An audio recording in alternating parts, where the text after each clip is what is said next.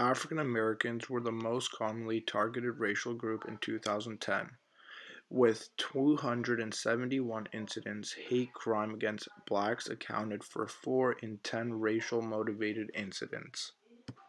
On September 30th, 2016, a black mother had received many missed calls from her daughter's school in Mississauga. When she called back to school, one of the school officials had gave the phone to the police officer. The mother was told that her 6-year-old daughter that weighed 48 pounds and unarmed put into handcuffs because of her violent manner.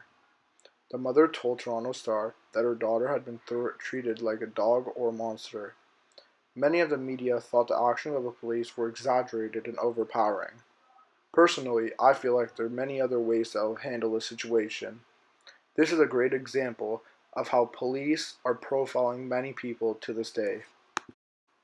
But African Americans aren't the only ones getting racially profiled and experiencing hate crime in Canada. Muslims are the biggest victims of racism in Canada. In 2015, there was 159 hate crimes towards Muslims, versus when there was only 45 hate crimes towards Muslims in 2010. This means there has been a 253% increase in hate crime. People think as the years go by, racism goes down too, but it's the complete opposite. The Canadian federal election had painted Muslims as terrorists or terrorist sympathizers, as well as being anti-women. Former Canadian Prime Minister Stephen Harper had said that Muslims were anti-women and he wanted to ban the covering of women's face when they are swearing a citizenship oath. Many Muslims had found this as a hate crime from the Prime Minister.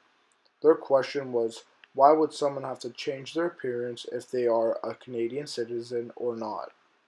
In Black Like Me, John Howard Griffin changes his skin color from white to black for experimental reasons.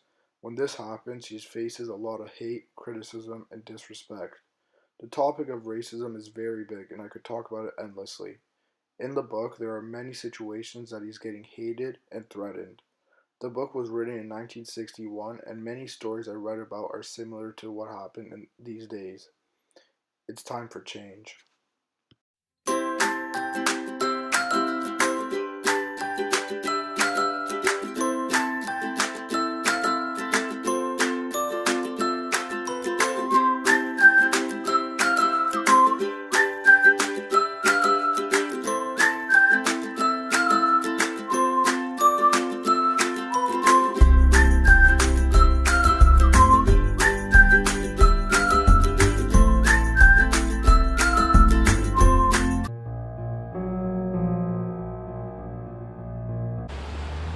I'm here at Stonehaven Elementary School, where in 2010 two boys were racially profiled and were disrespected.